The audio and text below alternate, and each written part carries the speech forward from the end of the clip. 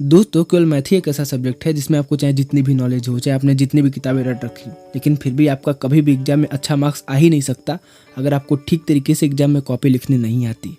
और जबकि वहीं पर अगर आपको केवल बस यह पता है कि एग्जाम में ठीक तरीके से कॉपी लिखते कैसे, तो फिर अगर आपको मैथ में उतनी नॉलेज नहीं भी है फिर भी आप मैथ में अपने अच्छे मार्क्स ला सकते हो।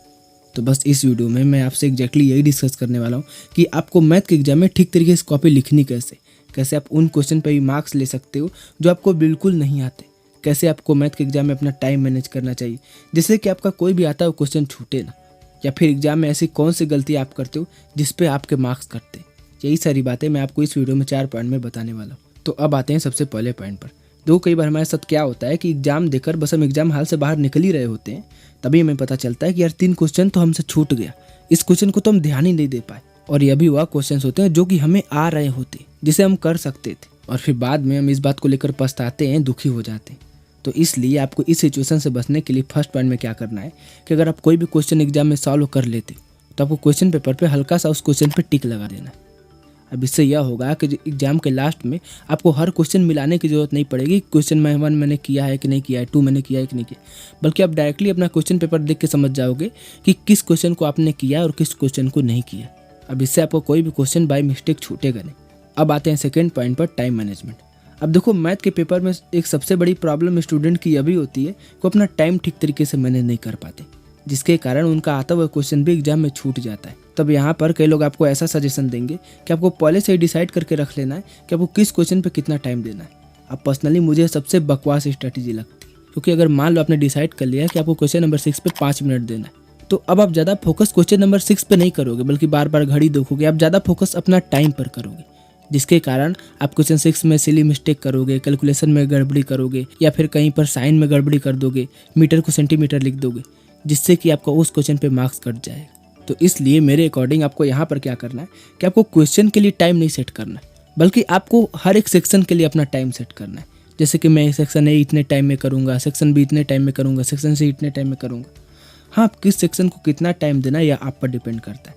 मैंने पिछले वीडियो में आपको previous year question paper solve करने को कहा था, अगर आपने उसे लगाया होगा तो आपको अंदाजा हो गया होगा कि आपको किस सेक्शन को कितना टाइम देना है। अब हालांकि मेरे अकॉर्डिंग आपको सेक्शन ए पे 30 मिनट देना चाहिए, सेक्शन बी पे 30 मिनट देना चाहिए, और सेक्शन सी पे 40 मिनट देना चाहिए। अब यह चूंकि मेरी प्लानिंग है, आपकी प्लानिंग हो सकता है थोड़ी डिफरेंट हो, लेकिन एवरेज यही आएगी। अब इतना करने के बाद भी आपके 20 मिनट लास्ट में बचते हैं, जिसमें से 10 मिनट में आप रिवाइज कर सकते हो, और 10 मिनट में कुछ ऐसे क्वेश्चन जिसे आपने इनकम्प्लीट छोड़ा है उसे आप कर सकते हो। अब इस स्ट्रेटेजी से जो मैंने आपको बताया है, इससे आपका टाइम भी ठीक तरीके से मैनेज हो जाएगा, और आपके ऊपर टाइम का उतना प्रेशर भी क्रिएट नहीं होगा, जिससे कि आप छोटी मोटी मिस्टेक्स नहीं करोगे। अब मैं यहाँ पर 3 ऐसी मिस्टेक आपको बताता हूँ जिसके कारण आपके क्वेश्चन अक्सर छूट जाते हैं। जिसमें से सबसे पहली मिस्टेक यह है कि आप शॉर्ट क्वेश्चंस को, जो कि बेसिकली 1 या 2 मार्क्स से होते हैं, उसको आप कुछ ज़्यादा ही डिटेल में लिखने लगते हो, जिससे कि आपका सारा टाइम वहीं पर खराब हो जाता है। तो आपको ऐसा नहीं करना है। जो शॉर्ट क्वेश्चन होते हैं वो बनाए इसलिए गए होते हैं कि आप उसमें बिल्कुल पॉइंट टू पॉइंट बात लिखो, और मार्क्स भी आपको उसी चीज़ पे मिलते हैं। तो इसलिए आपको अपने मैथ के एग्जाम में जो शॉर्ट क्वेश्चन है उसे पॉइंट टू पॉइंट लिखना है, उसे ज़्यादा डिटेल में नहीं लिखना है। दूसरी चीज़ कि देखो कई बार हम क्वेश्चंस कर रहे होते हैं और उसमें कुछ इस टाइप की लेंदी कैलकुलेशंस आ जाती हैं, तो अब हम क्या करते हैं कि उन कैलकुलेशन को उसी टाइम पे करने बैठ जाते हैं, जिसके चक्कर में हमारा 4-5 नंबर का बड़ा क्वेश्चन छूट जाता है।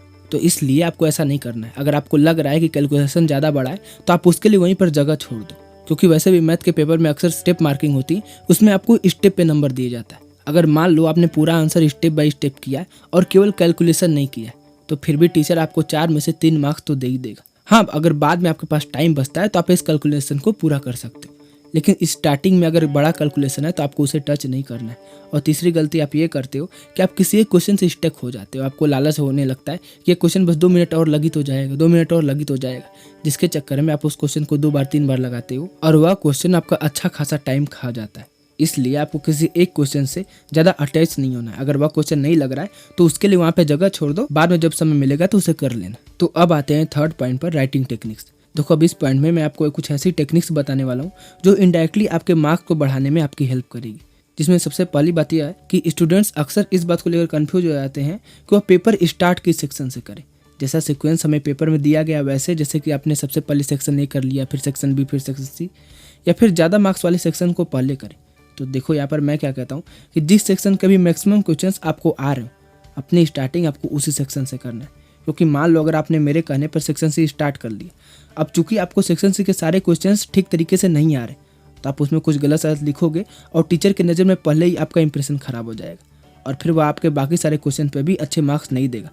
तो आपको जिस सेक्शन के क्वेश्चन ज़्यादा अच्छे से आ रहे हैं, अपनी स्टार्टिंग पहले उस सेक्शन से करना है। और दूसरी बात कि आपको कोई भी क्वेश्चन छोड़ना नहीं है।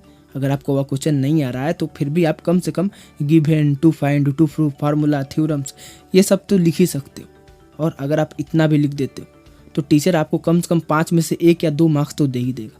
इसलिए याद रखना कि आपको एग्जाम में कोई भी क्वेश्चन छोड़ कर नहीं आना, जितना आ रहा है उतना ही लिखो, लेकिन छोड़ना नहीं है बस।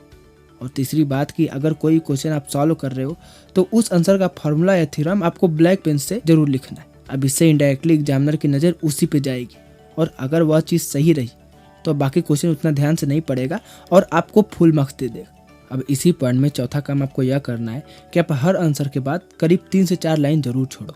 और अगर आपका आंसर कॉपी के एंड में यहाँ पर खत्म होता है तो आप नेक्स्ट क्वेश्चन यहाँ से ना शुरू करके बल्कि अगले पेज से स्टार्ट करना। अब इसके 2 फायदे। सबसे पहला कि टीचर डायरेक्टली आपको इस जगह पे नंबर दे सकता है, जिससे कि मार्क्स काउंटिंग में कभी भी आपके कॉपी में गड़बड़ी नहीं होगी। और दूसरी कि मान लो रीचेक करते टाइम आपको उसमें कुछ गलत लगा तो आपके पास फिर भी जगह बचेगा जिसमें आप दोबारा उस क्वेश्चन को करेक्ट कर सकते हो। अब 5वां काम आपको यह करना है कि आपको किसी भी क्वेश्चन के फाइनल आंसर को ब्लैक पेन से हाईलाइट करके लिखना है। जैसे कि मान लो आपने एरिया कैलकुलेट किया और कैलकुलेट करने पे 443 मीटर स्क्वायर, तो अब आप इसे ब्लैक पेन से हाईलाइट करके लिखो, जिससे कि टीचर को आपका आंसर ढूंढने में ज़्यादा दिक्कत नहीं होगी। उसे लगेगा कि यह किसी अच्छे बच्चे की कॉपी है और वह खुश होकर आपको अच्छे मार्क्स ही देगा। अब 6 पॉइंट में आपको क्या करना है कि जैसे मान लो आपने 6 आंसर किया और आपको लगा कि आंसर 6 गलत है, तो अब आप उसे काट के दोबारा आंसर 6 करने लग जाते हो। तो अब आपको ऐसा नहीं करना है। आपको पहले वाले आंसर 6 को तब तक नहीं कट करना है जब तक अगला वाला आंसर 6 आपका पूरा कंप्लीट ना हो जाए। अब इससे यह होगा कि कई बार आप मान लो कि दोबारा आप उस क्वेश्चन को सॉल्व करने लग गए और आपको उतना टाइम नहीं मिल पाए, और चूंकि आपने पहले वाले आंसर को कट कर दिया है जिससे कि टीचर इस पर भी आपको मार्क्स नहीं देगा और ओवरऑल आपको उस क्वेश्चन पे 0 मार्क्स मिलेंगे। जबकि अगर आपने उसे काटा नहीं होता तो शायद आपको टीचर उस क्वेश्चन के स्टेप पे ही 2-4 मार्क्स दे देता। तो इसलिए जब तक आपका अगला वाला आंसर तैयार ना हो जाए तब तक आपको पहले वाले आंसर को कट नहीं करना है। अब आते हैं 4th पॉइंट पर, रीडिंग टाइम। देखो अब इसमें आपको जो भी 10-15 मिनट का पेपर रीड करने का टाइम मिलता है आपको उस टाइम का भी पूरा यूज करना है। अब इसमें आपको 3 काम करना है। सबसे पहला कि कौन सा सेक्शन आप करने वाले हो ये आपको पहले से ही डिसाइड कर लेना। दूसरी बात कि जो क्वेश्चन में यूनिट दी गई होती है उसे आपको पहले से ही अंडरलाइन कर लेना, ताकि कई बार हम आंसर लिखते वक्त मीटर को सेंटीमीटर और सेंटीमीटर को मीटर लिख देते। इससे आपकी ये मिस्टेक भी नहीं होगी और कहीं कहीं पर जहाँ आपको यूनिट कन्वर्ट भी करना पड़ता है तो आप उसे भूलोगे भी नहीं। और तीसरी बात कि हर सेक्शन में आपको कुछ ऑप्शनल क्वेश्चंस दिए गए होते हैं कि आपको ये वाला क्वेश्चन करना है या फिर ये वाला।